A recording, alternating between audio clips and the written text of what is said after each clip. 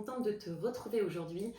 Je vais t'aider à surmonter les fêtes de Noël en famille, ces moments en famille où on se retrouve confronté à des discussions souvent qui nous gênent, qui nous dérangent. On se retrouve avec des gens, peut-être c'est pas les gens qu'on a choisis et on est en face de personnes, de personnalités euh, radicalement différentes de nous. Ça touche nos blessures, ça touche parce que c'est notre famille, d'accord. C'est bien sûr quand il y a quelqu'un dans ma vie, une copine, j'ai une copine, d'accord, une copine que j'ai choisie, et elle me dit Anne-Julie, tu fais de la merde. Je fais ah ouais, ah, putain, vas-y, qu'est-ce qu'il y a, vas-y, bah, ok, vas-y, on parle, dis-moi, je vais essayer de m'améliorer. Mais quand c'est ta soeur ou ta mère ou ton père qui te dit, ou ton frère, tu vois, ou quelqu'un de proche avec qui t'as grandi, qui te dira peut-être pas ça, mais qui va te faire comprendre que hmm, j'aime pas trop ta façon de vivre, c'est bizarre ta façon de vivre, non? C'est pas très conventionnel. Et quand est-ce que tu vas te poser? Et quand est-ce que tu vas te marier, avoir des enfants, et nanani, et nanana. Donc, quand c'est ces personnes-là qui te font comprendre, en gros, que voilà, t'es pas OK, bah, en fait, ça nous touche. C'est beaucoup plus. C'est dingue, c'est complètement dingue. Moi, hier, j'ai donné un cours de yoga. Il y avait ma mère dans la salle et ma sœur. Bah, c'est sûr que c'est pas pareil, d'accord, voilà. Donc notre famille, ça nous touche et c'est comme ça et c'est normal, ok.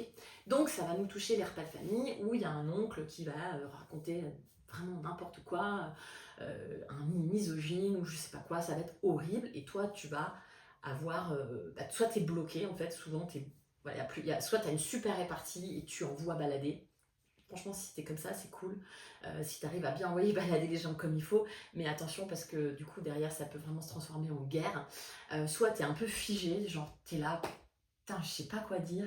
Et après, genre 10 heures plus tard, tu dis ah, mais j'aurais dû lui dire ça. Et là, tu regrettes de pas avoir dit ça et tout, de pas avoir bien réagi. Soit en fait, ben, tu fuis quoi, genre tu te casses parce que t'as vraiment ce truc en toi, tu te dis putain, je me casse de là. Donc, c'est trois réactions de stress, d'accord. C'est les trois réactions classiques du stress. Euh, Première astuce, premier conseil que je vais te donner, ça va être un conseil d'ordre postural. C'est une posture, en fait, tu vas appliquer une posture de yoga qui va être invisible, hein, bien sûr, et qui va te permettre, en fait, déjà de prendre ce temps de recul. Parce qu'en fait, on dit toujours oui, quand ça va pas, quand t'es stressé, il faut respirer. Hein, quand t'es stressé, il faut boire un verre d'eau. Quand tu fais un régime et que t'as faim, il faut aller boire un verre d'eau. Non mais ok, merci, c'est super sympa, tu vois. Mais ça va pas suffire parce que quand t'es stressé, bah t'as pas ton cerveau qui te dit tiens, il faut que tu respires. Bah non, t'es en mode, t'es vénère parce que ton oncle est en train de te dire qu'il est pour la corrida et toi t'as envie de le dégommer, tu vois. Donc t'es pas du tout en train de te dire je vais respirer. Donc déjà c'est difficile.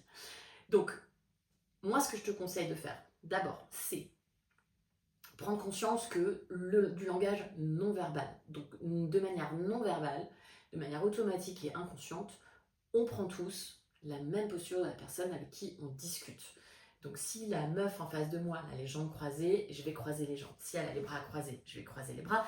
Si elle a le coude sur la table, je vais mettre le coude sur la table. En fait, ça se fait tout seul, c'est automatique, ok, c'est ok. Donc déjà, tu peux déjà juste sortir de ce langage-là, tu vois, donc tu remarques en fait que tu es en train d'adopter la posture de la personne, et ensuite quand tu es en avant, tu vois, là je fais exprès, je me mets en avant, je te parle, je suis là, j'essaie de te convaincre et tout, je suis en train de rentrer dans ton énergie, même si c'est une caméra, mais toi, ou dans ton repas, quand tu es avec les gens, tu vois, quand tu es un peu en fight, comme ça, en fait, tu n'es plus dans toi, tu es en train de, je cherche le mot, projeter ton énergie, tu es sorti de ton corps, tu es sorti de ton énergie, tu es sorti de ton alignement, tu es en train de projeter sur l'autre, ok. Tu es en train de projeter, tu es en train de donner, tu es rentré en fait dans l'autre, ok, énergétiquement.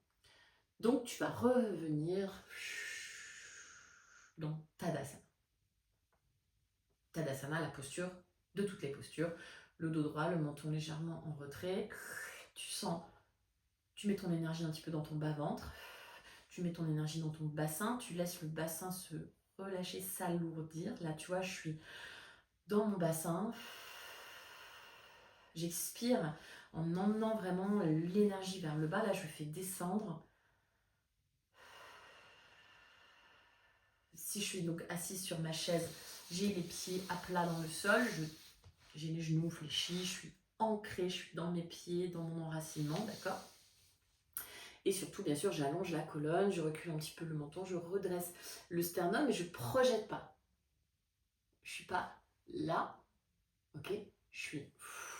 Donc c'est un mouvement de retrait, d'accord? Je te dis pas de faire ça, parce que bah là, ça c'est fini, ok? Là, on passe de tout à rien, on passe du blanc au noir. Nous, ce qu'on veut, c'est l'équilibre. Nous, ce qu'on veut, c'est revenir dans notre énergie à nous. Donc, je me reconnecte avec mon énergie. Et là, c'est énergétique, d'accord? C'est pas du tout intellectuel. C'est pas du tout... Non, c'est je reviens dans mon cercle. Basta. Déjà, juste ça. Deuxième chose, alors pardon, juste pour te dire que j'ai un cours là qui va t'aider à faire ça, ça s'appelle Le cœur au centre de tout. C'est faire la paix avec soi d'abord. Donc tu peux pratiquer ce cours. Je le mets pendant les fêtes à 1 € symbolique. Voilà, comme ça tu peux le pratiquer pratiquement gratuitement. Ok, si tu es abonné, bah, tu as accès à plus de cours. Deuxième chose, c'est hyper difficile, hein, c'est vraiment très très très très très difficile ce que je vais te dire, et puis bien sûr ça dépend des contextes, ça dépend, voilà, on peut pas laisser les gens dire n'importe quoi, ok, bien sûr, si j'ai en face de moi un oncle qui commence à avoir des propos racistes ou je sais pas quoi, bien sûr que tu peux pas le laisser dire n'importe quoi, bien sûr, mais choisis tes combats, ok.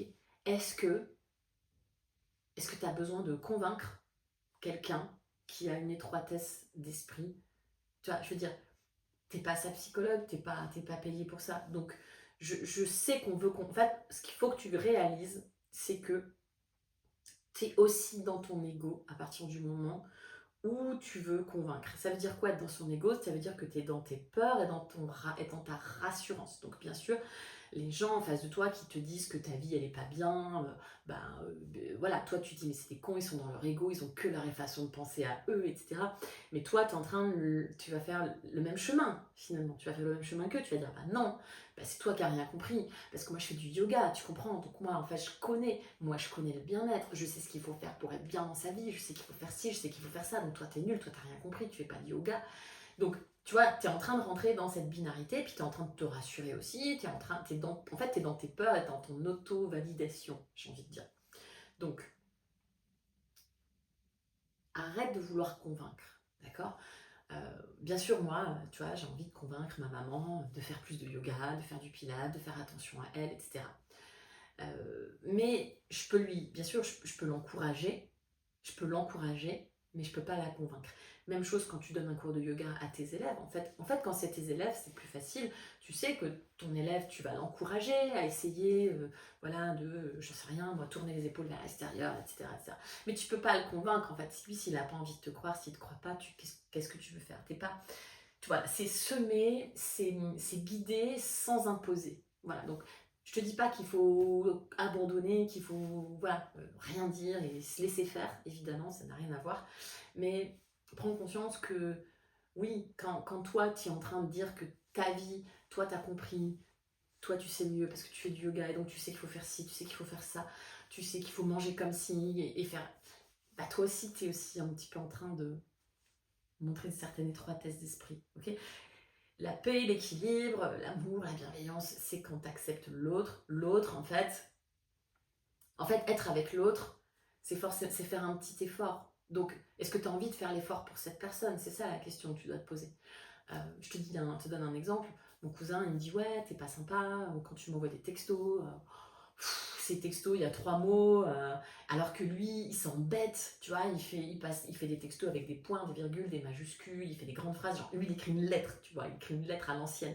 Et moi, je fais, ouais, gros, vas-y, tu sais, je fais une capture d'écran, je lui envoie les horaires de la piscine, comme ça, tu vois. Il me dit, mais attends, t'es gonflé, moi, je prends du temps à t'écrire, et toi, tu m'envoies une capture d'écran, c'est pas cool.